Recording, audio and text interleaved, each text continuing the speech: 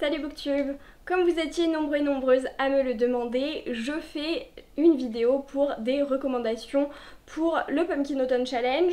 Il y a eu plusieurs demandes un petit peu spécifiques qui ont été faites et qui étaient pas forcément hyper compatibles, donc j'ai décidé d'axer cette vidéo sur un concept peut-être un petit peu particulier. Je reste bien entendu dans les catégories et les sous-catégories du Pumpkin Autumn Challenge avec les mots-clés etc, mais on le sait tous, c'est assez vaste et on peut mettre finalement pas mal de choses dedans. Le but c'est avant tout de faire des recommandations et au vu du climat un petit peu ambiant dans le milieu littéraire, je pense que je n'ai pas besoin d'expliciter de quel événement je parle, mais j'ai décidé d'axer mon propos et mes recommandations sur tout d'abord une grosse partie de livres francophones, donc par des autoristes francophones, majoritairement français et françaises parce que c'est ce que je lis le plus. Il y a très peu d'auteuristes québécois, québécoises ou du reste de la francophonie on va dire. C'est dommage, si vous en avez d'ailleurs, n'hésitez pas à les recommander en bas.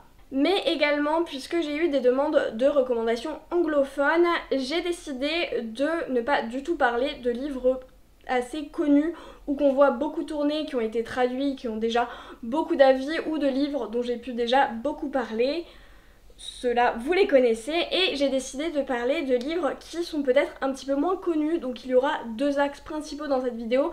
Les anglophones, dont on n'entend pas forcément beaucoup parler, ou les francophones, il y a un petit peu quelques-uns je crois de traductions d'autres langues, mais bon ça c'est pas forcément des choses hyper connues, ça permet aussi de faire vivre l'édition française, donc c'est très bien. Je vous avoue que pour tout ce qui est anglophone, je n'ai pas forcément toujours regardé s'il y avait des traductions ou les traductrices comme je peux le faire d'habitude, parce qu'il y a beaucoup de livres, j'avoue que j'étais un petit peu à la bourre. Je m'excuse pour ça, il y en a beaucoup sûrement qui n'auront pas de traduction. Si je sais qu'il y a une traduction, que je sais le titre, je vous le dirai bien évidemment, mais souvent je ne connaîtrai pas forcément la maison d'édition et pas le ou la traductrice. Surtout c'est parfois un petit peu compliqué à trouver, donc voilà, je m'excuse. Mais après ce disclaimer, on va commencer parce que sinon la vidéo va être très très longue. Tout d'abord, donc on commence le premier tableau, Automne frissonnant, et la première sous-catégorie vient flotter avec nous. Il y en a deux qui sont plus du côté thriller de la force, avec une petite part peut-être fantastique également, mais je vais vous parler de Paternoster de Julia Richard, publié aux éditions de L'Homme sans nom, que j'ai lu il y a pas si longtemps, dont j'ai fait une review et que j'ai beaucoup aimé. Il était vraiment extrêmement bien ficelé, extrêmement intéressant. Dans Paternoster, on va suivre l'histoire toute basique d'une jeune femme qui va rencontrer pour la première fois les parents de son petit ami et elle va se retrouver pendant plusieurs semaines de vacances seule dans leur maison de famille, ce qui pour une première fois me paraît une très mauvaise idée déjà de base. Mais vous vous en doutez, c'est un peu thriller, horreur, donc ça va pas forcément se passer hyper bien. On est surtout sur du très glauque, sur un côté très sociétal, très racisme ordinaire, sexisme ordinaire, etc. qui est extrêmement bien développé, extrêmement bien amené. Le plot twist de la fin, je n'en parlerai pas, c'est évident car il s'agit d'un thriller, donc le fait de dire que c'est un plot twist, ça n'est pas forcément un spoil, vu que c'est un thriller, mais il était hyper bien fait, hyper bien ficelé, ça retourne le cerveau, vraiment, j'étais folle après ce livre, vraiment, tellement il était hyper bien fichu, hyper bien fait, la plume est magnifique pour le coup, ça fait partie de ces livres où je me dis que je suis contente d'être française et d'avoir accès à ce genre de livre parce que vraiment la plume est parfaite, ça se lit extrêmement facilement, c'est pas forcément une écriture hyper soutenue, mais c'est vraiment une écriture où on sent que chaque mot a sa place, chaque mot a son rôle et chaque mot est là pour une raison et vraiment c'était hyper bien pour ça. Même si vous n'êtes pas très thriller, moi j'ai adoré alors que c'est pas mon truc de base, donc vraiment foncez si vous aimez en plus un message féministe et indépendance etc, vraiment c'est top. Le deuxième un petit peu horreur thriller, il s'agit de A House with Good Bones de T. Kingfisher que j'ai lu pareil il n'y a pas si longtemps, dont j'ai également parlé sur la chaîne. Il s'agit du premier roman de l'autrice que j'ai d'autres romans d'elle dans ma palle du Pumpkin Autumn Challenge également. Si vous l'avez vu, Vous le savez, dans A House with Good Bones, on va suivre une protagoniste qui est entomologue architecte. En fait, elle étudie les insectes qui sont présents sur les sites architecturaux pour avoir des informations sur l'histoire de cette époque. C'est hyper intéressant, c'est hyper random, mais il y a un côté scientifique et recherche que j'ai beaucoup aimé, surtout dans un truc où il y a du fantastique, et vraiment ça c'était hyper cool. Et donc cette chercheuse a malheureusement un chantier qui est annulé et donc elle se retrouve sans toit puisqu'elle a loué son appartement le temps du chantier et elle va retourner vivre chez sa mère dans la maison de sa grand-mère. Sauf que quand elle arrive là-bas, elle se rend compte que tout n'est pas forcément comme avant, qu'il y a des choses un petit peu bizarres et que sa mère est pas forcément hyper rassurée. Et il se passe des choses un petit peu étranges dans la maison et on va suivre à mesure qu'elle essaye de comprendre ce qui se passe. Ce qui est hyper drôle, c'est qu'on a vraiment ce côté hyper fantastique, hyper étrange, hyper fantasmagorique, horreur, mais en même temps on a un côté hyper cartésien de la scientifique qui essaye de comprendre ce qui se passe tout en rationalisant, en faisant des expériences scientifiques, etc. Et ça vraiment, ça donne un contraste qui fonctionne extrêmement bien. Et j'ai trouvé que la protagoniste était hyper drôle, ce qui permet d'alléger un petit peu le ton global, même si c'est quand même une atmosphère qui est assez pesante. Franchement, ça se lit tout seul, c'est très facile à lire, c'est très court. Et vraiment, foncez, pour le coup celui-là je sais qu'il n'a pas été traduit, mais comme je l'ai dit, ça se lit assez facilement. Sauf pour les trucs spécifiques avec des noms d'insectes que je n'avais jamais vus, mais globalement ça ne gêne pas la compréhension de l'histoire. Ensuite, plus sur un côté ambiance, avec une ambiance très horrifique, très sombre. Je l'ai mis là parce que je savais pas trop où le mettre et j'avais quand même envie d'en parler. Il s'agit de La Cité Diaphane de Anouk Faure qui est publié aux éditions Argile. Dans La Cité Diaphane, c'est assez bizarre, je veux pas trop en parler forcément parce que c'est un truc je pense qui gagne à être découvert. Mais dans La Cité Diaphane, ce qu'on va retrouver c'est vraiment une ambiance. On va avoir un archiviste qui va se rendre dans une ville qui est morte. En fait, tous les habitants d'une ville ont été tués par une sorte de malédiction. Personne ne sait vraiment d'où elle vient et du coup, l'archiviste va essayer d'enquêter là-dessus pour voir ce qu'il s'est passé, sauf que quand il arrive dans la ville, il croise quand même quelques personnes, ce qui est assez bizarre, et donc il va essayer de comprendre un petit peu tout ce qui s'est passé. Pour moi, les deux gros points positifs de La Cité Diaphane, c'est vraiment l'ambiance qui est très sombre, très glauque, très malaisante, et la plume qui est absolument magnifique aussi. Vraiment, c'est un plaisir de lire les mots d'Anouk Faure. C'est vraiment hyper bien écrit et ça va parfaitement bien avec l'ambiance qu'elle essaye de mener. Je trouve que c'était vraiment les deux gros points positifs. Un peu en dessous pour moi pour l'histoire que j'ai trouvée parfois un petit peu longue et les personnages avec lesquels je ne me suis pas attachée, mais rien que pour la plume et pour l'ambiance, franchement si c'est des choses que vous aimez, allez-y, c'est assez court, il fait 300 pages à peu près et c'est un one shot, donc franchement au niveau engagement c'est 0 et vraiment c'est extrêmement bien, donc allez-y, ne vous privez pas. En deuxième sous-catégorie, on a L'Enfer des Backrooms et pour ça j'ai mis 2 livres, plus pour un côté mystère, enquête, légende urbaine, etc. J'ai pas trop trouvé grand chose d'autre. Pour le côté très mystère, très un peu légende dans la ville, j'ai mis The Night Circus de Erin Morgenstern qui est le cirque des rêves. Il s'agit de l'autrice de La Mer sans étoiles. Dans The Night Circus, on a vraiment pareil une ambiance qui est très unique, qui est très onirique. C'est vraiment pour moi l'acmé du réalisme magique parce que vraiment, c'est extrêmement bien fait. On va suivre un cirque, donc le cirque des rêves, qui apparaît la nuit et qui ne reste dans une ville qu'une seule nuit. Il apparaît vers 17-18 heures, je crois, et le lendemain matin, les habitants se lèvent, il n'est plus là. Et c'est un cirque vraiment unique et très étrange, très différent de tout ce qu'on peut voir d'habitude. Et avec cette ambiance de cirque très unique, très mystérieux, très étrange, on a une compétition entre 2 magiciens qui va se dérouler et qui va se faire par le biais de leurs pupilles, donc de leurs élèves respectifs. Et parmi tout ça, une relation qui va se tisser entre les 2 élèves. C'est extrêmement bien, c'est extrêmement étrange, c'est extrêmement bizarre. C'est ce genre de livre où on ne comprend pas tout ce qu'on lit, mais c'est aussi ça la beauté du truc, c'est ça qui lui donne son ambiance si caractéristique. Et si vous aimez les trucs où on comprend pas tout ce qui se passe, je trouve qu'il est très bien. Faut encore que je lise La Mer sans étoiles, mais je trouve que celui-là, on n'en parle pas forcément énormément, alors que j'avais beaucoup aimé. Encore une fois, pour le côté mystère, légende urbaine, j'ai pas grand chose d'autre à mettre dans cette catégorie malheureusement. J'ai mis Désenchanté de Marie Vareille. Ici, on est plus sur du contemporain, on n'est pas du tout sur de la SFFF, mais dans ce livre, on a en gros une jeune fille qui est morte il y a de nombreuses années et en gros on va vouloir comprendre un petit peu pourquoi et quels ont été les soucis liés à sa mort et ce que ça a impliqué, et notamment par le biais d'une enquête auprès des amis de la jeune fille et de sa famille. En gros, on va vouloir comprendre ça et tirer un petit peu les fils de toute cette enquête. Ensuite, la troisième sous-catégorie de ce tableau, on a Perfectly Splendid, et pour ce menu, je vais parler dans un premier temps de manoir et gothique avec deux livres, et le premier, il s'agit de The Last Tale of the Flower Bride de Roshani Chokshi, qui est paru début 2023 en version originale, il n'a donc pas encore été traduit. Il s'agit d'un livre adulte, du premier livre adulte de l'autrice, qui a été un coup de cœur absolu de mon début d'année 2023 parce que je l'ai bouffé en une journée. J'ai trouvé que c'était extrêmement addictif.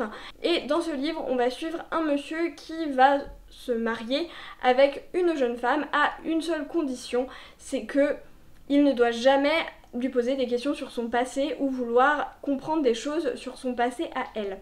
Malheureusement, ce qui doit arriver arriva. Elle se retrouve à devoir aller auprès de sa tante qui va décéder dans le manoir de sa famille, et donc ils y vont tous les deux, et à ce moment-là, forcément, le mari va vouloir comprendre un petit peu ce qui s'est passé et pourquoi il y a autant de mystères autour de cette famille. En parallèle de ça, on a l'histoire donc de l'épouse quand elle était petite, et notamment de son amitié avec une autre jeune fille qui habitait pas loin, et c'est absolument incroyable, c'est extrêmement glauque, c'est une représentation à la frontière entre le fantastique, la maltraitance, l'amitié toxique, la manipulation et l'envoûtement presque. Voilà, on a un petit peu un concentré de tout ça avec une grande imprégnation de tout ce qui va être conte de fées, d'ambiance féerique, mais dans son côté le plus sombre et le plus horrible finalement. Et du coup, on a tout un truc extrêmement malsain qui va se tisser, peu importe dans quelle timeline on se parle, c'est toujours extrêmement malsain, extrêmement bizarre, extrêmement étrange. On a un côté fantastique qui est là ou pas, on n'arrive jamais trop à savoir, et c'est vraiment tout ce côté-là que j'ai adoré. J'ai trouvé que les relations entre les deux petites filles, notamment entre les deux amies, étaient absolument incroyables, et une parfaite représentation de relations d'amitié toxique, et je trouvais ça hyper intéressant, surtout dans la façon dont c'était fait. Vraiment, j'avais adoré ce livre. Si vous voulez plus de détails, je vous mets ma vidéo dernière lecture là et en barre d'infos. Ensuite, donc toujours pour gothique et manoir, je vais vous parler de D'or et d'oreiller de Flore Vesco, que j'avais également, vous vous en doutez, beaucoup aimé. C'est publié chez l'École des loisirs, il me semble, j'ai un petit doute, mais je crois que c'est ça. Et dans ce livre, on va suivre la vie d'une famille avec des jeunes femmes qui vont aller dormir dans un manoir avec un monsieur qui cherche à se marier mais qui n'a pas forcément hyper bonne réputation, sauf qu'il est riche, donc forcément tout le monde veut se marier avec lui. Mais pour se marier, il a un critère: les jeunes femmes doivent aller passer une nuit dans son manoir et doivent dormir dans une chambre particulière. Personne ne sait ce qu'il se passe dans cette chambre. Les jeunes filles qui ont passé l'épreuve n'ont rien le droit de dire. Il s'agit d'une réécriture de La Princesse au Petit Pois, ce qui est extrêmement original, assez original pour le soulever.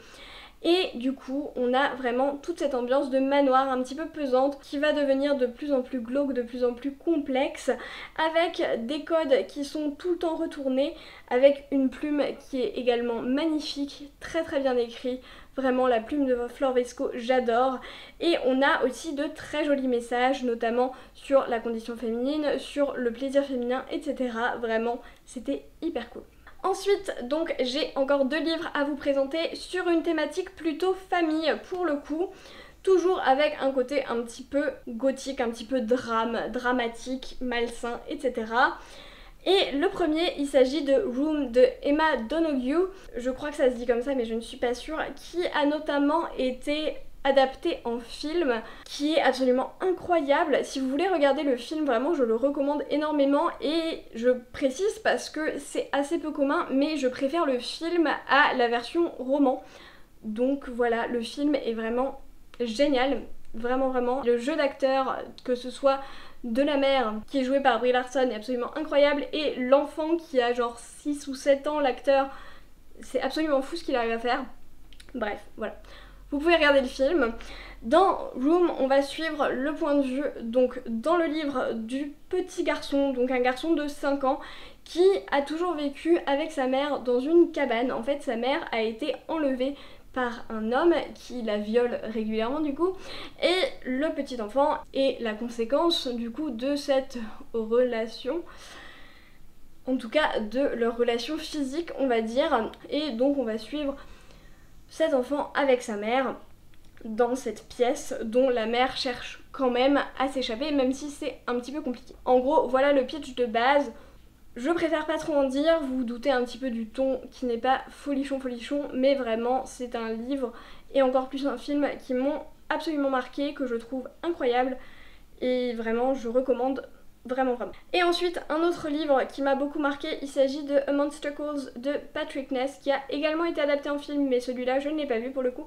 Je sais qu'il a été traduit, je ne sais plus le titre, je vous le mettrai juste là. Dans A Monster Calls, on va suivre un jeune garçon adolescent qui doit supporter et vivre au travers du cancer de sa mère, qui est en phase terminale et qui a encore des traitements qui la rendent extrêmement malade, qui va très mal, et en plus du coup il doit vivre avec également sa grand-mère qui s'occupe de tous les deux et avec qui ça se passe pas forcément extrêmement bien. Le jeune garçon a des problèmes de comportement au collège ou au lycée, je ne sais plus où c'est, ce qui est totalement compréhensible. Donc voilà, on est sur cette base là, et en fait pendant plusieurs nuits il va recevoir la visite d'un monstre qui vient dans son jardin. C'est l'arbre de leur jardin qui prend vie et qui vient lui raconter des histoires, et ça va l'aider à progresser et à grandir face à la situation actuelle. J'avais trouvé que c'était extrêmement bien fait, extrêmement bien amené, que c'était un beau sujet qui était fait de manière extrêmement bienveillante, extrêmement douce, et pour faire comprendre aussi aux lectrices, en même temps que le processus du jeune garçon avançait, on comprend aussi les conséquences de ce qui se passe et on arrive à avancer à ses côtés, et ça j'ai trouvé que c'était hyper bien. Ce ne sont pas des messages qui sont martelés trop fort à la figure, ce que j'apprécie aussi. Vraiment c'était un récit extrêmement touchant qui m'avait beaucoup fait pleurer, et je ne peux que vous le recommander. Le troisième tableau, il s'agit de Automne douceur de vivre. En premier, j'ai Something Wicked This Way Comes. Et là, j'étais pas du tout inspirée, je vous l'ai dit dans ma palle, mais vraiment les livres de Halloween, octobre, c'est pas des choses que je connais hyper bien, c'est pas des choses que je lis souvent.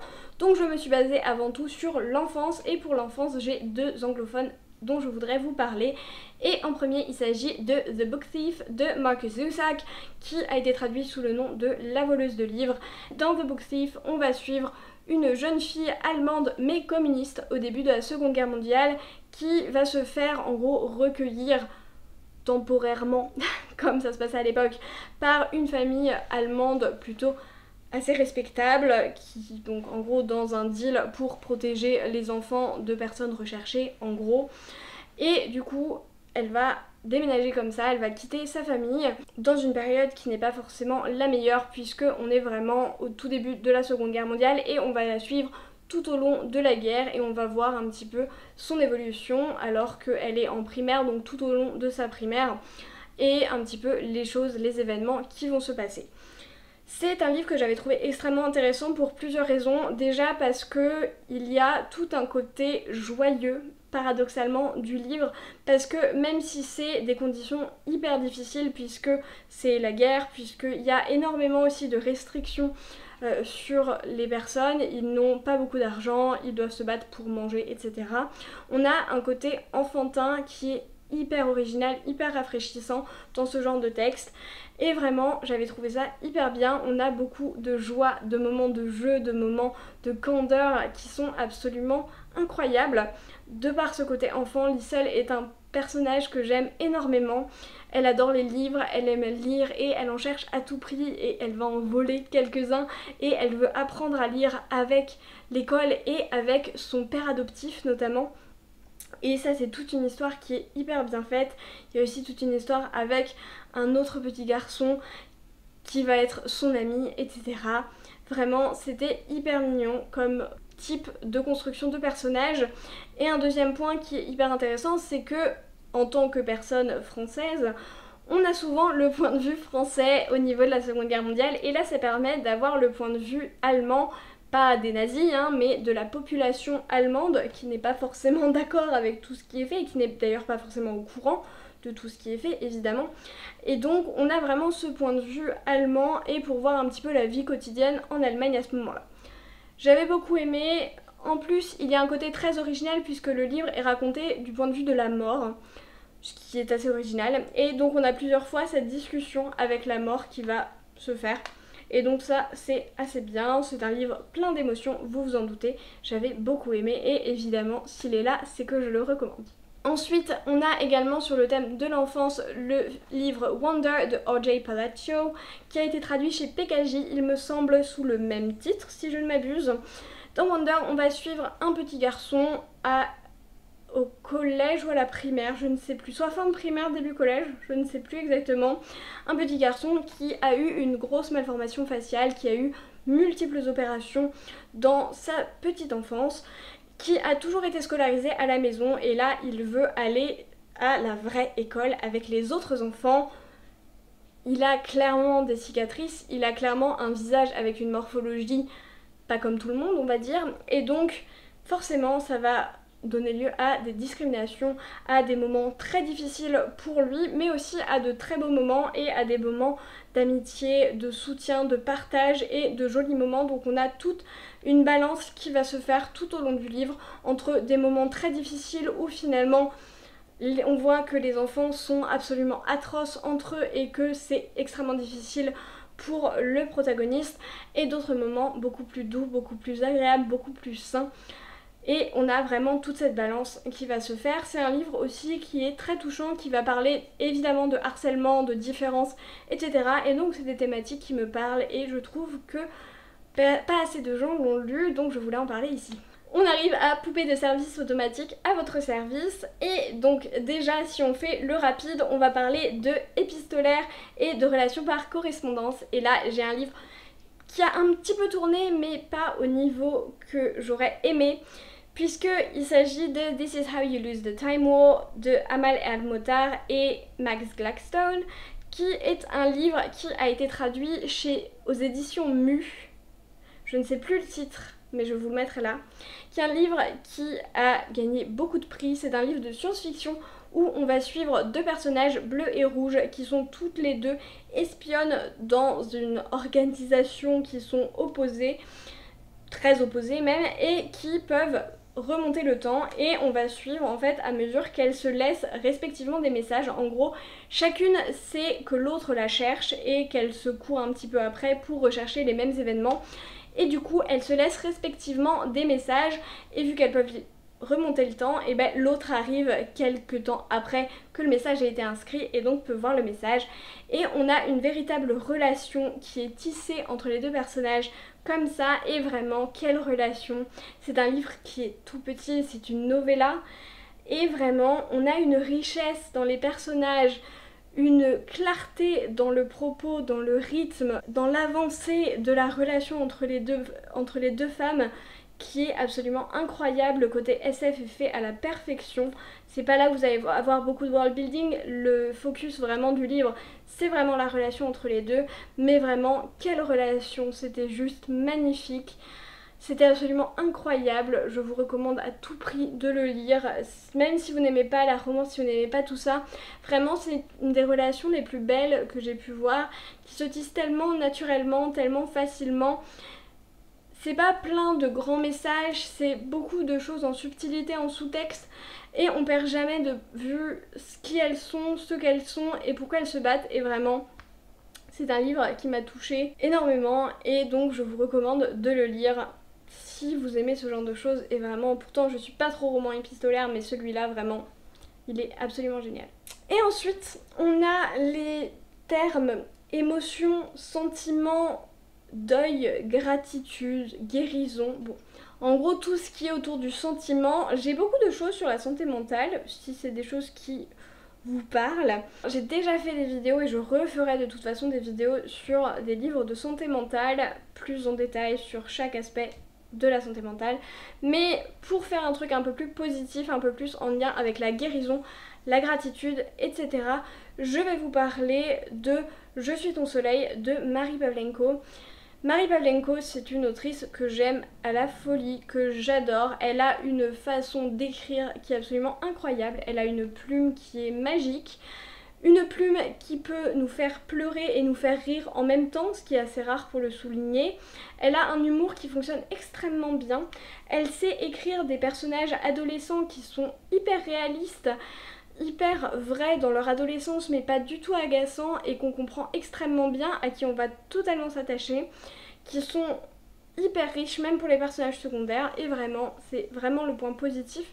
Dans Je suis ton soleil, on va suivre avant tout une jeune fille pour qui c'est un petit peu compliqué dans la vie, puisque sa mère a des difficultés au niveau psychiatrique et que c'est très compliqué sur le plan psychiatrique, et donc on va suivre un petit peu l'évolution de cette jeune fille et l'évolution de sa relation avec sa mère. C'est un livre qui m'a pareil beaucoup marqué pour toutes les raisons que j'ai dit juste avant. Et sur Reste dans Marie Pavlenko, je peux vous dire aussi de lire Un si petit oiseau, où on va suivre pareil une jeune adolescente mais qui a eu un accident de voiture, et suite à cet accident de voiture elle a été amputée d'un bras. Et donc elle va devoir se reconstruire avec ça, et donc vraiment on est sur de l'émotion pure, sur de la reconstruction de soi, sur du travail sur soi et sur de l'acceptation de qui on est et du deuil de qui on était auparavant. Et vraiment c'était hyper bien. Vraiment, les livres de Marie Pavlenko, même si vous êtes adulte, moi je les ai lus il y a quelques années et vraiment c'était incroyable même à ce moment-là. Mais je trouve que même pour des adolescents, des lycéens, lycéennes, ça passe hyper bien et c'est hyper intéressant à mettre entre toutes les mains. Vraiment, ils sont géniaux. Ensuite, le dernier tableau, j'espère que ce n'est pas trop long, mais on va parler de Automne des bois et au-delà. Le premier sous-catégorie, pomme alors, c'est le goût de la tarte aux amandes. On va parler de gourmandise, animaux, altruisme, tendresse et intergénérationnel. J'ai essayé de varier un petit peu les mots-clés pour ça. J'ai mis 2 livres francophones sur la thématique animaux. En premier, je vous parle de Félicratie de H. Lenoir, que j'ai pu lire très récemment. C'est un livre qui est publié aux éditions Sarbacane, qu'on a lu avec le Galactic Book Club, qui est réalisé par Marion de la chaîne Snodza, et vraiment c'était hyper bien.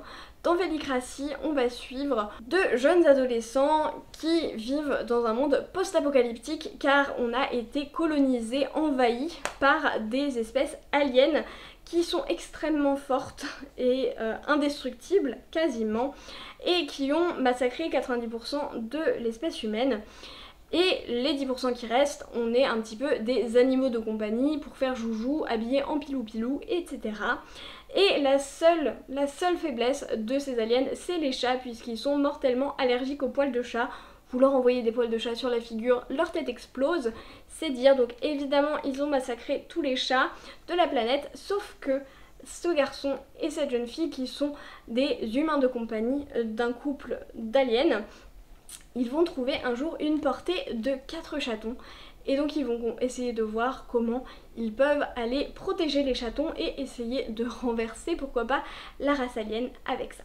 Et dans Félicratie, on est vraiment sur un concentré de loufoque et de bonne humeur. Je pense que le côté un petit peu décalé ne vous aura pas échappé quand on regarde le résumé, puisque c'est assez absurde et assez burlesque, et on garde ce côté tout au long du livre. C'est vraiment hyper bien fait, c'est hyper rafraîchissant. L'humour est toujours très bien dosé, on n'est jamais dans le too much, on n'est jamais dans le graveleux ou dans le vulgaire entre guillemets. C'est vraiment un humour qui a extrêmement bien fonctionné avec moi. On a beaucoup de types d'humour différents, on va avoir des jeux de mots, des blagues sur les codes qu'on peut avoir dans les romans young adult ou dans les romans de science-fiction classiques, et ça c'est hyper drôle parce que ça tombe vraiment toujours à point nommé. On a des personnages qui sont très attachants également. On a des chats, donc déjà c'est trop bien. Et vraiment j'avais adoré, je l'ai lu très récemment, j'en ai parlé en dernière lecture. Si ça vous intéresse d'en savoir un peu plus sur mon avis, n'hésitez pas à aller voir. Et ensuite pour animaux, j'ai mis Bruxelles de Éléonore de Villepoix, que j'ai également beaucoup aimé. C'est aussi un livre humoristique avant tout, puisque dans Bruxelles on va suivre un groupe d'oiseaux qui vont devoir mener une enquête, puisqu'il y a des vols d'œufs dans les nids qui sont faits et tout le monde veut désigner les perruches qui viennent d'autre part et qui sont évidemment les coupables rêvés. En gros, l'organisation des oiseaux va décider d'envoyer 3 oiseaux pour aller faire une enquête et essayer de trouver qui vole les œufs. Et on va se retrouver avec 3 oiseaux qui ne sont pas du tout assortis. On a un pigeon, une corneille et un rouge-gorge, il me semble. Et vraiment, c'était hyper bien, c'était extrêmement drôle. On a beaucoup de choses qui sont retournées, beaucoup de codes et de blagues qui vont être faits, mais toujours assez subtiles et toujours hyper intéressantes, hyper intelligentes qui sont faites. On a par exemple, au lieu de monsieur madame, ça va être mon oiseau ou mes oiselles par exemple. On a, comme je vous disais, l'ONU, ou c'est pas l'ONU mais c'est autre chose, je ne me souviens plus du terme. Et on a partout, genre 2 à 3 fois par page, des petites notes qui font des commentaires sur ce qu'on peut lire dans le texte. Par exemple, ça peut être en réalité les oiseaux ne rient pas mais ils secouent les plumes ou un truc comme ça. Et vraiment ça prend toujours le contre-pied de ce qu'on attend, c'est vraiment pas du tout attendu et c'est extrêmement drôle. J'avais beaucoup aimé. Ça fait un moment que je l'ai lu, je me souviens plus exactement des blagues, mais encore une fois j'ai fait une vidéo où j'en parle, donc n'hésitez pas à aller voir également si vous voulez que je vous parle plus spécifiquement de certaines blagues, mais j'avais beaucoup rigolé. De façon un petit peu moins drôle, on va dire, je vais vous parler pour le thème intergénérationnel de 2 livres de l'auteur suédois que j'apprécie particulièrement, Fredrik Backman, et notamment Vieux râleur et suicidaire, la vie selon Ove, donc qui est un livre que j'ai lu il n'y a pas si longtemps avec Lucie et Pénélope pour le livre à noter. Et c'est un livre où on va suivre un vieil homme qui est râleur et suicidaire, donc qui s'appelle Ove, et on va le suivre dans sa vie finalement de tous les jours dans son quartier. Et il y a des nouveaux arrivants dans le quartier, il n'est pas forcément d'accord parce qu'en plus ils n'ont même pas de Volvo. Si vous l'avez lu, vous comprendrez. C'est un livre qui donne énormément d'émotions, c'est un livre qui va faire partager tout ce que c'est de vieillir et tout ce qu'on voit, tout ce qu'on peut ressentir, qu'on peut vivre quand on vieillit. Et ça va être notamment toute la solitude, la tristesse, le deuil, la rancœur envers les plus jeunes, envers ce qui s'est passé d'autres dans la vie, tout un passé, tout un vécu qui vont nous faire devenir qui on est, toutes les expériences passées en fait, toute cette relation un petit peu différente, un petit peu unique qu'on peut avoir avec les personnes plus jeunes et notamment avec des enfants. Et ça va vraiment parler de tout ça. Ça va aborder vraiment voilà tout ce qui est autour de la vieillesse, autour de la solitude, autour de l'isolement des personnes âgées. Et vraiment c'est un livre qui donne énormément d'émotions. C'est un livre qui est très drôle parce que vraiment Ove est un personnage, c'est un vieux con quoi, qui râle tout le temps sur tout, sur tous les principes, sur tous les concepts de tout, parce que les choses elles doivent être faites comme ça, parce qu'on fait les choses comme ça et c'est pas autrement, et on ne circule pas dans le pâté de maison avec la voiture. Voilà, c'est ce genre de personnage, donc c'est extrêmement drôle, mais on ne peut que s'attacher à lui, et vraiment il est hyper touchant, hyper attachant. C'est un livre où vous allez aussi beaucoup pleurer si vous êtes comme moi, vraiment, on l'a lu toutes les 3, on a toutes les 3 versé notre larme, donc vraiment c'est un livre qui fonctionne hyper bien. Tout comme l'autre livre de Fredrik Backman, c'est une novella. Celle-ci n'a pas été traduite en français parce que tous les livres de Fredrik Backman n'ont pas du tout été traduits en français, mais c'est un auteur qui est beaucoup apprécié aux US. Donc je l'ai lu en traduction anglaise, faut pas chercher, c'est comme ça. Mais je vais vous parler de And Every Morning the Way Home Gets Longer and Longer. Et on va suivre un personnage qui a une maladie d'Alzheimer et donc de son point de vue. C'est extrêmement touchant, je vais pas vous en dire plus parce que c'est une novella, c'est extrêmement court mais c'est extrêmement touchant. J'ai pleuré quasiment tout le long du livre. Vraiment c'est extrêmement bien, ça va être une interaction avec son petit-fils. En fait il va parler à son petit-fils, c'est des lettres un petit peu d'interaction avec son petit-fils quand il va lui raconter quelque chose. Et donc il va lui parler comme ça et voilà, avec la maladie d'Alzheimer on voit l'impact que ça a et vraiment j'ai adoré, j'ai pleuré toutes les larmes de mon corps et c'est une très très belle histoire. C'est un très très beau récit, c'est un très beau texte qui va vous toucher que vous ayez ou non des proches qui ont ce genre de problème. Ensuite, pour Légende de la Hache Noire, on va parler de trucs un peu plus upbeat puisqu'on va parler de fantasy médiévale, épopée, quête. Et c'était assez dur finalement de prendre des trucs dont on n'a pas beaucoup discuté et que j'ai pu lire. Mais je vais vous parler d'un des livres que j'avais adoré au lycée notamment, et il s'agit de Ranger's Apprentice de John Flanagan, qui a été traduit sous le nom de L'apprenti d'Araluène. Et c'est un livre qui va un petit peu s'approcher de très très loin dans son concept, on va dire, hein, mais du Pacte des Marches-Ombres, puisque on va suivre le jeune Will, qui est un petit garçon assez frêle, qui est orphelin et qui est un peu le pupille de la nation, quoi. Ils sont dans un orphelinat et en gros dans ce monde-là, les orphelins de guerre, je crois, ont l'opportunité d'aller à l'école, de se former, et le jour de leurs 11 ou 12 ans, je crois, ils peuvent choisir une formation, une voie pour avoir un futur métier. Et en gros, c'est soit t'as ça, soit il y a quelqu'un qui veut bien de toi, soit en gros tu finis à la ferme avec les pécores, quoi. Will n'est pas très doué pour grand chose, il veut être chevalier mais il est tout frêle, tout chétif, le pauvre, et donc évidemment il ne peut pas être chevalier. Sauf que il y a un ranger qui va le repérer et qui va lui proposer de venir à ses côtés, où il finit par accepter et il va apprendre donc ce que c'est être un ranger. Ça va être une sorte d'espion du roi et du royaume avec un côté un petit peu défense et combat mais très marginal. On est plutôt sur de l'apprentissage de la politique, des codes politiques, de l'espionnage, de comment enquêter sur des choses sans se faire repérer, etc. Et on a un côté, quand je disais que ça m'avait fait beaucoup penser au Pacte des Marches-Ombres à l'époque, c'est parce que déjà je venais de lire le Pacte des Marches-Ombres et que je cherchais des choses qui s'en rapprochaient un petit peu, mais on a tout un apprentissage donc de tir à l'arc, du lancer de couteau, de l'équitation, etc. On a une grande dimension d'apprentissage et d'un apprentissage de choses un peu plus subversives qui ne sont pas directement paf paf dans ta face avec une épée, quoi. En gros c'est ça, et j'avais beaucoup aimé le côté très politique, très enjeu entre les royaumes, etc. par cet enfant de 12 ans qui du coup se retrouve un petit peu là-dedans avec des choses qui vont le dépasser, vous en doutez bien. C'est une série à rallonge, j'avais poursuivi jusqu'au 9e tome je crois, mais en gros les 5 premiers tomes font une histoire complète, en gros, ou les 4 premiers, je ne sais plus, 4 ou 5 premiers, en gros étaient hyper bien, on a vraiment une histoire complète dans ça et je vous recommande de lire ça et de vous arrêter, ça se lit tout seul. C'est dans les premiers livres que j'avais lus en anglais d'ailleurs, au passage, je les avais lus au lycée. Les 2 premiers, donc voilà, je vous les recommande. C'était hyper bien, et voilà. Toujours donc en fantasy, un petit peu médiéval, on va dire, oui, pourquoi pas. Je vous recommande The Thief de Megan Wayland Tana, dont je parle régulièrement, parce que personne ne le lit, il n'a pas été traduit en français, mais vraiment c'est une série qui est beaucoup trop sous-cotée et dont personne ne parle, alors que je la trouve incroyable. C'est une série qui est assez particulière, je dois l'avouer, puisque on a toujours un début, voire un 3/4 qui est assez flou, assez nébuleux. Il faut accepter, je pense, de se laisser porter dans tout le début.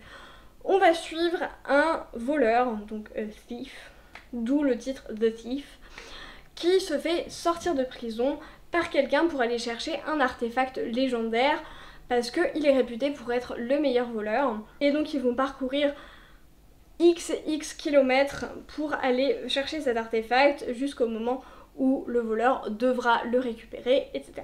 Et dans The Thief, ce qui est très particulier, c'est que le protagoniste est extrêmement étrange, extrêmement bizarre, et qu'il y a beaucoup de choses qui nous font supposer qu'il n'est pas forcément exactement comme il paraît être. Il est extrêmement stupide, mais en même temps c'est le meilleur voleur de l'histoire, et c'est assez étrange. Je ne vous en dis pas beaucoup plus parce que vraiment je pense que c'est un livre qui s'apprécie comme il est, il faut pas trop en savoir. Mais en gros on va être beaucoup sur un récit de voyage avec beaucoup de discussions politiques. On a énormément dans cette saga, parce que là je vous parle du premier tome, mais c'est une saga en 6 tomes qui est achevée. Et dans toute cette saga on a énormément de politique et de politique interne, donc au sein d'un même royaume et entre les royaumes avec des alliances, manigances, des trahisons, des espionnages, etc. Beaucoup de politique. Et beaucoup de politique en sous-texte et en subtilité et en manipulation qui ne sont pas forcément décelables. Et c'est ça qui est hyper intéressant, c'est que pour moi c'est la fantasy politique à son paroxysme. On a cet aspect-là et on a aussi un aspect très mythologique puisqu'il y a toute une dimension de contes qui vont être racontés par le protagoniste, notamment dans le premier tome, et c'est des contes qui s'inspirent ouvertement de la mythologie grecque, mais sans être de la mythologie grecque, mais on a vraiment toute une mythologie, voilà, qui est inventée, qui est réinventée dans ce texte, et vraiment c'était extrêmement bien fait, j'adore cette série. Et enfin, j'ai dit du francophone, et je ne dérogerai pas à la règle pour cette sous-catégorie, je vais vous parler de Aeternia de Gabriel Katz. C'est une duologie qui est ma saga préférée de l'auteur. Je recommande énormément aussi La Maîtresse de guerre ou Le Puits des Mémoires, que j'avais beaucoup aimé aussi, mais je préfère personnellement Aeternia, c'est pour ça que je vais vous en parler directement. On va suivre en gros un conflit entre une organisation religieuse et le pouvoir. En gros, c'est un soulèvement de l'organisation religieuse.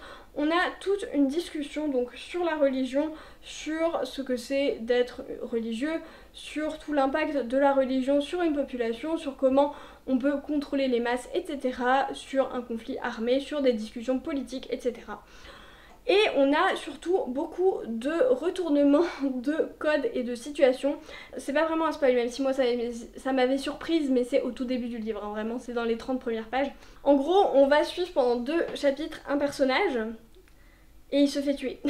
Comme ça, genre direct. Je me disais, c'est le personnage principal, on va le suivre et tout, et il se fait tuer direct. Donc vraiment, on a tout un côté retourné des codes et on sent que Gabriel Katz s'est énormément amusé à écrire cette duologie. Parce qu'on a beaucoup d'attentes qui sont complètement retournées et c'est de la très bonne fantasy, honnêtement. On a un univers qui est hyper bien construit, des religions qui sont très intéressantes. Je vous recommande énormément.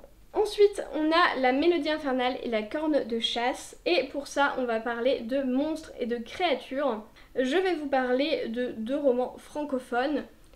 Si je vous parle de créatures, je pense que j'étais obligée de parler de Meute de Karine Renberg, qui est publié chez les éditions ActuSF, donc dépêchez-vous si vous voulez vous le procurer. J'ai fait une vidéo où j'en parle pendant beaucoup trop longtemps. Meute, c'est une histoire de Nat qui est un loup-garou qui ne se sent pas très à l'aise dans sa meute officielle et qui fait du petit travail à côté, qui n'habite pas vraiment avec sa meute et qui va se retrouver à devoir s'occuper d'un petit loup-garou traumatisé qu'il va nommer Calam. Et on est dans un monde qui est véritablement horrible, qui est extrêmement violent, extrêmement dangereux, extrêmement difficile à vivre, mais avec un univers interne, avec des personnages et des relations qui sont hyper bienveillants, hyper doux. C'est vraiment ça que je retiens. On a une représentation du stress post-traumatique et du traumatisme complexe et très ancrés qui sont absolument incroyables par le personnage de Calam. On a un traitement et un accompagnement du traumatisme aussi qui sont absolument dingues. J'ai trouvé qu'on avait vraiment un message d'acceptation de la différence, acceptation du traumatisme, acceptation des difficultés de l'autre pour aider la personne, pour toujours faire qu'il ou elle aille mieux, et c'est vraiment ça que je retiens de Meute. C'était vraiment un livre qui était incroyable dans ses relations, comme je le disais, dans sa diversité, dans sa représentation, dans ces personnages qui sont tous parfaits, tous géniaux. Vraiment, c'était incroyable et j'avais adoré ce livre. C'est vraiment un de mes livres préférés ever, je crois. Donc voilà, je vous le recommande énormément. Ça traite de plein de sujets et vraiment c'était génial. Pas du tout dans le même ton, j'ai un 2e livre à vous recommander dont j'ai jamais parlé, je crois, sur la chaîne, ou très peu. Il s'agit de Le Premier de Nadia Coste, qui est un livre qui va se concentrer sur la relation difficile, s'il en est, entre 2 frères. 2 frères qui vont se détester jusqu'à vouloir se tuer mutuellement et qui vont se trouver graduellement, par l'utilisation de magie, à se transformer en créatures pas totalement humaines. C'est un récit qui est très sombre, je pense qu'on peut vraiment parler de grimdark fantasy. C'est un récit qui est très sombre aussi bien dans son ambiance et dans son ton que dans ces représentations graphiques de violence parce qu'il me semble qu'il y avait pas mal de sang, pas mal de choses comme ça. Et on a en fait toute une réinterprétation, tout le livre est une réinterprétation du mythe du vampire et du loup-garou et voir comment ces deux ennemis mortels sont nés et vraiment c'était hyper bien. La plume est également très très bien. Je recommande, c'est un livre qui est publié chez Screenéo, j'ai oublié de le dire, mais voilà. Ensuite, pour Rocket Raccoon on the Run, on va parler de science-fiction ici et je vais vous parler de We Are the Ants. Alors, je tiens à faire un petit disclaimer parce que j'ai plus trop de souvenirs, c'est un livre que j'ai lu il y a extrêmement longtemps. Je me souviens pas de tout. Faudrait que je le relise parce que j'avais adoré. Je me souviens qu'il m'avait énormément marqué sur le coup. Il y a encore des choses qui me marquent, mais en gros on va parler de science-fiction mais avec surtout une thématique de santé mentale qui va être sur la dépression, sur la reconstruction et sur qui on est et voilà. Tous ces sujets-là, mais en gros le plot de base c'est que on a un adolescent lycéen qui a régulièrement un contact avec des aliens qui lui disent dans tant de jours tu vas pouvoir sauver l'humanité en appuyant sur un bouton et toute la question c'est de savoir s'il veut le faire ou pas. Et on a vraiment toute une discussion sur la place de l'humanité, sur est-ce que l'humanité est bien ou mal, sur sa place aussi dans l'humanité en tant que personne, sur l'état mental qu'on peut avoir et son implication dans ce genre de décision, etc. J'avais trouvé que c'était extrêmement bien. Comme je l'ai dit, il y a une grande emphase sur la santé mentale, sur la représentation de la dépression, etc. Enfin, le dernier tableau, je croyais que c'était le dernier avant, mais non, c'est celui-là. On va parler de Automne rayonnant. Ça commence à être un peu long, j'avoue. Dans le premier sous-catégorie, We'll Find a Way, on va parler de diversité, de représentation et d'inclusivité. Pour ça, je vais vous parler de 3 livres. Le premier, un livre qui me tient particulièrement à cœur. Il s'agit de Loveless de Alice Oseman, qui est un livre de contemporain, young adulte, peut-être new adulte parce qu'on est à la fac plutôt, qui va se concentrer sur une représentation de l'asexualité. C'est un très bon livre pour représenter la sexualité, pour comprendre un petit peu ce que c'est, les problématiques des personnes asexuelles. C'est le seul livre que j'ai trouvé qui traite de ce sujet de cette façon-là, où c'est le centre du texte. Donc je trouve que c'est hyper intéressant. Si ça vous intéresse ce genre de représentation, de discussion, n'hésitez pas, c'est vraiment hyper bien fait. Cela dit, maintenant qu'on parle de ça, c'est assez classique comme contemporain sur un thème LGBT, c'est pas pour ça que c'est mauvais, c'est assez classique mais avec une thématique abordée qui est différente des autres. Quand on parle de diversité, je peux vous parler aussi de Ring Shout de P. Djeli Clark, qui a été traduit sous le même titre, qui est un livre qu'il faudrait que je relise en français parce qu'en anglais c'était assez difficile à appréhender, mais en gros on est dans un univers où le Ku Klux Klan est une sorte d'entité maléfique un petit peu, avec une dimension très sectaire avec des monstres, etc. Et donc on va voir toute l'implication. C'est un livre très court hein, donc je vais pas en parler beaucoup plus que la prémisse de base. Et donc on va voir des personnes, donc majoritairement noires, qui vont s'allier contre cette organisation et ces monstres et ces démons finalement qui représentent le Ku Klux Klan. Et enfin une BD pour le coup, je vais vous parler de La Différence Invisible de Julie Daché, qui est une très belle représentation et très intelligemment faite de troubles du spectre autistique non diagnostiqués précocement avec un grand masking. C'est très compliqué une fois qu'on essaye d'être un petit peu inclusif, c'est très compliqué de faire un truc bref. En gros, on va parler d'une jeune femme dans ce livre, c'est une autobiographie ou en tout cas c'est très inspirée de l'expérience personnelle de Julie Daché, mais on va parler d'une jeune femme qui vit et découvre par la suite qu'elle a un trouble du spectre autistique, donc qu'elle est autiste. Et c'était vraiment une très belle représentation, un très bon tour d'horizon des difficultés qu'il peut y avoir en lien avec l'autisme, surtout quand on n'a pas été diagnostiqué, les difficultés en lien avec ça. Et on a aussi en postface tout un discours de psychologues qui sont formés. Si c'est un sujet qui vous intéresse, pareil, je vous le recommande, c'est une BD, ça prend pas très longtemps. La prochaine sous-catégorie, on a L'Esprit Indomptable de Jo March, donc là on va parler de la place de la femme et de féminisme. Et pour ça, je vais vous parler de Lessons in Chemistry de Bonnie Garmes, qui a été traduit en français, encore une fois j'ai oublié le nom, je vous mettrai juste là. Dans ce livre on va être sur de la fiction aux US dans les années 70-80 il me semble, où on va en gros suivre une jeune femme qui est une scientifique, elle est chimiste dans une période où c'était pas trop accepté pour les femmes d'être des scientifiques et elle est constamment dénigrée parce qu'elle est scientifique et elle va tomber amoureuse d'un autre chimiste et tous les deux ils vont vivre le couple parfait. Sauf dans le milieu académique où en gros elle sera énormément moins considérée que son mari. En gros, c'est vraiment un livre qui va traiter de la science, qui va traiter de l'aspect scientifique et qui va traiter de sexisme dans cette période-là, en sciences mais pas que, en sciences mais aussi à la maison, mais aussi pour tout le reste. On a aussi une protagoniste qui est extrêmement intéressante, extrêmement intelligente, avec parfois certains côtés un petit peu exaspérant à certains moments, mais vraiment que j'ai trouvé hyper intéressante, probablement un petit peu avec un trouble autistique sur les bords parce que au niveau des codes sociaux on n'est pas trop là. Mais vraiment, c'était hyper intéressant parce qu'on a vraiment une protagoniste qui sait s'imposer, qui sait ce qu'elle veut, qui n'a pas du tout honte de ce qu'elle veut, qui est prête à tout et jamais ne se laisse intimider par le fait qu'elle est une femme et que tout le monde considère que sa place n'est pas ici. Et vraiment, elle se considère vraiment aussi apte qu'un homme pour tout. Et ça fait vachement du bien. Et c'est un livre qui donne envie de tout tabasser une fois qu'on l'a fini. Vraiment, j'avais beaucoup aimé ça. C'est très intéressant aussi sur le milieu un peu historique. C'est pas vraiment un livre historique puisqu'on est après la Seconde Guerre mondiale, qui est la définition d'un livre vraiment historique, mais on est dans les années 70 donc c'est pas strictement contemporain. Et ensuite un autre livre pour le côté écrivaine. Je vais vous parler de Tout ce que dit Manon est vrai de Manon Fargeton, qui est un livre qui m'a beaucoup retourné. C'est un livre inspiré de façon assez libre de la vie même de l'adolescence de Manon Fargeton. Dans ce livre, on va suivre la protagoniste qui est Manon, qui est une jeune fille illustratrice et qui veut écrire des BD quand elle sera plus grande, qui va en salon rencontrer un éditeur qui va lui envoyer ses planches et qui va se retrouver dans une relation assez malsaine avec cet éditeur, qui est vraiment pas du tout sain, hein, cet éditeur de 50 ans alors qu'elle en a 16.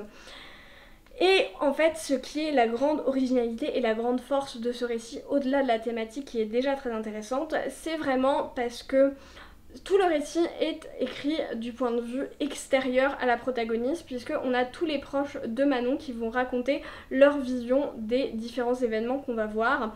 Et c'est un récit qui est écrit au tu, donc à la deuxième personne du singulier, puisque en fait ils vont tous s'adresser à Manon. Directement, c'est comme si nous on était Manon et que les personnes s'adressent directement à nous. On va avoir énormément de personnages qui vont graviter autour de Manon et qui vont rapporter leur expérience, leur vision des choses. On va avoir l'éditeur en question, les parents de Manon, ses amis, ses frères et sœurs, etc. C'est un livre qui est extrêmement retournant, extrêmement dérangeant de par les thématiques qu'il aborde, comment il les aborde, puisque c'est un livre qui est extrêmement difficile dans sa nuance, puisque c'est évidemment malsain, c'est évidemment très problématique ce qui se passe, mais en fait au niveau légal par exemple, c'est jamais si franc que ça. En fait, on n'est jamais dans la démesure et on sent que ça peut être très ancré dans quelque chose qui a été vécu.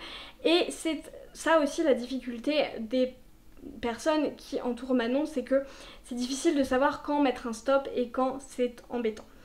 C'est pour ça que j'avais beaucoup aimé ce livre, je vous le recommande vraiment. La dernière sous-catégorie, je commence à vraiment la bouche sèche, Sweetie Noreen Maureen, et là on va parler de Petit Peuple, Irlande, Celt et Nature Writing. Là, j'ai pas tant de choses que ça à vous dire, mais peut-être pour le Nature Writing, on va dire, je vais vous parler de Migration de Charlotte McConaghy, qui est un livre très écologiste. On va suivre une jeune femme qui en fait suit les oiseaux, qui étudie les oiseaux, c'est une scientifique qui recherche les oiseaux et en fait elle veut suivre la dernière migration probablement d'une espèce d'oiseau du pôle nord au pôle sud, plus ou moins. Et le problème c'est que cette espèce d'oiseau est en menace d'extinction et que c'est du coup probablement la dernière fois qu'ils vont migrer. Et elle va se faire embaucher sur une sorte de baleinier en gros. Plus trop des baleiniers parce que je crois que c'est dans un futur proche et à ce moment là je crois qu'il n'y a plus de baleines, il y a quasiment plus de poissons dans les océans, mais en gros c'est l'idée quoi. Sachant que elle est très versée sur la science, sur la protection du vivant, elle va se retrouver dans ce contexte-là qui est très difficile. Et on va avoir beaucoup de nuances qui vont être apportées sur tout le côté écologique, sur la protection de la nature, mais en même temps sur la nécessité de certaines personnes de vivre, sur la nécessité de faire leur travail. Et on a tout ça qui se mélange avec un récit très très nuancé, très intéressant sur la protection de la biodiversité, sur l'écologie, sur l'extinction de masse, etc. C'est un récit assez contemplatif quand même, on va vraiment s'intéresser beaucoup à la nature, c'est pour ça qu'à mon sens il peut quand même passer dans cette case. Et vraiment j'avais trouvé ça hyper intéressant, c'est assez badant hein, parce que si on est un peu sensibilisé à ces sujets, c'est toujours des sujets badants. Mais voilà, j'avais beaucoup aimé. Si c'est quelque chose qui vous intéresse, si vous aimez tout ce qui est protection de la nature, etc. Je ne crois pas qu'il ait été traduit, mais de mes souvenirs, c'était assez accessible. Voilà, j'ai fini mes recommandations, ce fut long. J'espère qu'il y en a qui vous intéressent, j'espère que je vous ai fait découvrir des livres parce que c'était aussi l'objectif de cette vidéo, de parler de livres dont j'ai peut-être pas forcément beaucoup parlé, voire pas parlé du tout, puisque pour certains c'était des livres que j'ai lus avant Booktube, ou d'autres dont je n'entends pas assez parler et où je trouve qu'il n'y a pas assez de monde qui les ont lus. Donc voilà, c'était la bonne occasion pour faire ça. Dites-moi si ça vous a plu, n'hésitez pas à me dire si vous en avez lu, si vous avez d'autres recommandations à me faire également. En attendant, on arrête tous de procrastiner, on va prendre un livre et moi je vous dis à la prochaine.